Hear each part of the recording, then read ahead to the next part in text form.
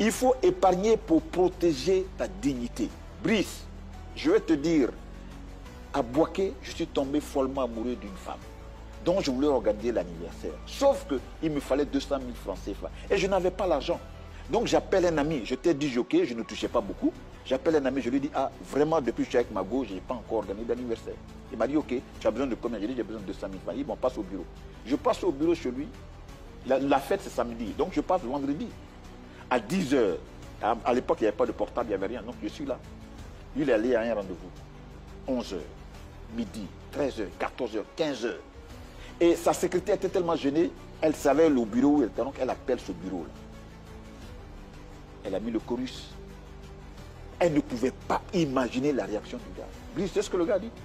Elle lui dit, ah, il y a M. John J. qui l'a dit, ah, mais lui, il n'a pas d'argent, il va organiser l'anniversaire. Quand Fabrice dit la théorie du miroir, le gars, il parle de moi. Il dit, moi, je n'ai pas d'argent et je vais organiser l'anniversaire. Mais pendant qu'il dit ça, la femme, la secrétaire est gênée. Ouais. Elle me dit, ah, excusez-moi, monsieur. Je dis, c'est pas grave. Ce n'est pas lui, c'est moi. Quand il est venu, il dit, bon, écoute, désolé, je suis venu en retard, mais on va refaire l'anniversaire. Quelqu'un est né un jour, et toi, tu veux reporter le jour de sa naissance. Je n'ai rien dit. Ma chérie, elle avait déjà pris des dispositions avec ses soeurs et puis ses copines, donc elle a cotisé. Et ses copines lui disaient, non, mais ton gars là, pourquoi il ne peut rien faire? Puis il dit ça. Elle dit, non, c'est pas grave, ce sont des choses qui arrivent. Brice, j'arrive, on fête l'anniversaire. Après, je rentre chez moi. Moi, je dormais sur ma grande soeur. Je regarde le miroir et puis je me parle. Plus jamais de ta vie, tu vas permettre que quelqu'un me manque de respect. Brice, tu peux demander à tous mes gars de Boaké. J'étais disjockey, j'étais serveur dans un maquis, j'étais chauffeur de taxi. C'est avec toutes ces économies que j'ai acheté mon taxi. Il n'y avait pas une occasion où il y avait du boulot que je ne pouvais pas faire. J'ai économisé mon argent. Parce que tu ne voulais plus quelqu'un te manque de respect. Je ne voulais plus jamais donner l'opportunité à quelqu'un. Donc, chaque jour, les jeunes d'aujourd'hui, là, ils doivent se dire, je vais tout faire pour gagner ma vie. Avec la sueur de mon front. Je vais éviter de dépendre de quelqu'un.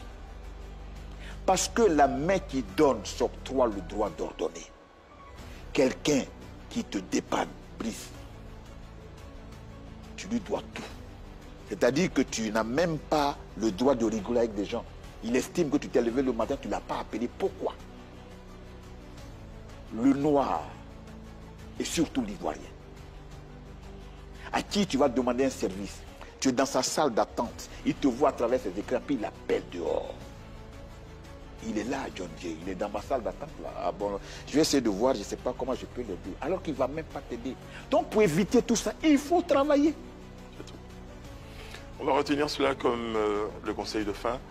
John, je vais même me lever pour ce que tu représentes et te dire merci d'être venu sur ce plateau. Merci John. Je pense avoir dit l'essentiel, je l'ai dit avec le cœur. Dieu ne permet pas à tout individu de bénéficier de l'indispensable souffle de vie. Je dis bien indispensable. Donc, quand ce souffle, Dieu le rend indispensable et tu en es le bénéficiaire, il faut en faire une œuvre utile pour toi-même et pour ta communauté. Mais si tu n'es pas capable d'être une valeur ajoutée pour ta communauté, tu ne mérites même pas qu'on t'appelle être humain. Merci Dieu.